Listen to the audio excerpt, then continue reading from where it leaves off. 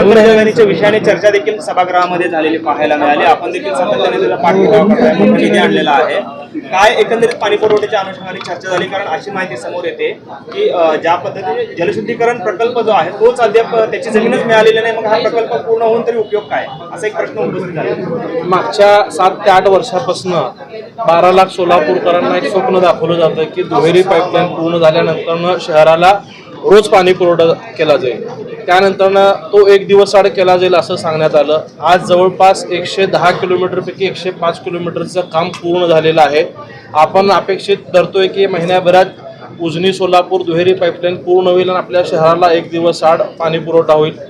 याबाबत अधिवेशनामध्ये मी देखील आवाज उठवला आणि जे 89 कोटी रुपये मागच्या अनेक महिन्यापासून थकलेले होते ते आदरणीय मुख्यमंत्री देवेंद्रजी फडणवीस साहेब यांनी तातडीने रिलीज केले आणि एक सगळा आनंदाचा वातावरण आपल्या सगळ्या सोलापूरकरांमध्ये असताना महापालिकेच्या अधिकाऱ्यांशी चर्चा करताना ऑफ द रेकॉर्ड एक गोष्ट लक्षात आली की जी दुहेरी पाईपलाईन पूर्ण केली जाणार आहे, परंतु पाणी आल्यानंतर जे फिल्टर करण्यासाठी जे जलशुद्धीकरण केंद्र पाकणी येथे प्रस्तावित आहे त्याची जागाच अद्याप महापालिकेने ताब्यात घेतलेली नाहीये। ती जागा वन खात्याच्या ताब्यात आहे।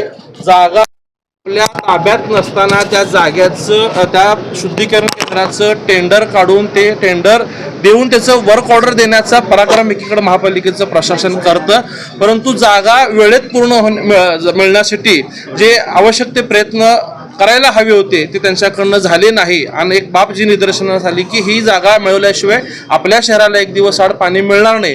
म्हणून आजच्या DPDCच्या बैठकीमध्ये मी या संबंधित पालकमंत्री महोदयांच्या निदर्शनास ही बाब आणून दिली आणि त्यात त्यांनी महापालिका आयुक्तांकडून सगळे उत्तरं जाणून घेतले आणि त्यात त्यांचं पालकमंत्री महोदयांचंही समाधान झालं नाही, आमच्या लोकप्रतिनिधींचंही समाधान झालं नाही।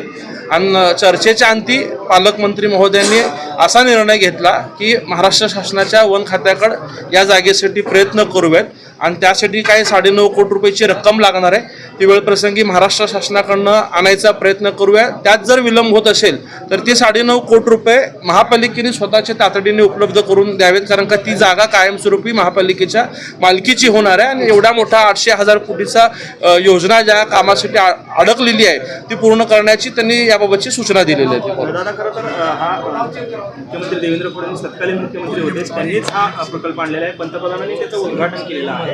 असं असताना महापालिका प्रशासन कुठेतरी ढिला कारभार करते का आणि या संदर्भात मुख्यमंत्र्यांना काय अवगत करणार? आपल्या मताशी आम्ही निश्चितच सहमत आहोत। तहान लागली की विहीर खोदायचा असा प्रकार महापालिका प्रशासनाकडनं केलेला आहे।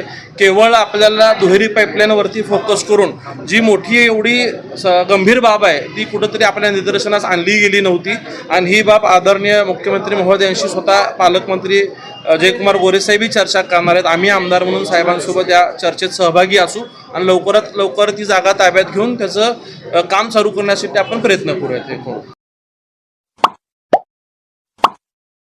Like, subscribe, click on the bell.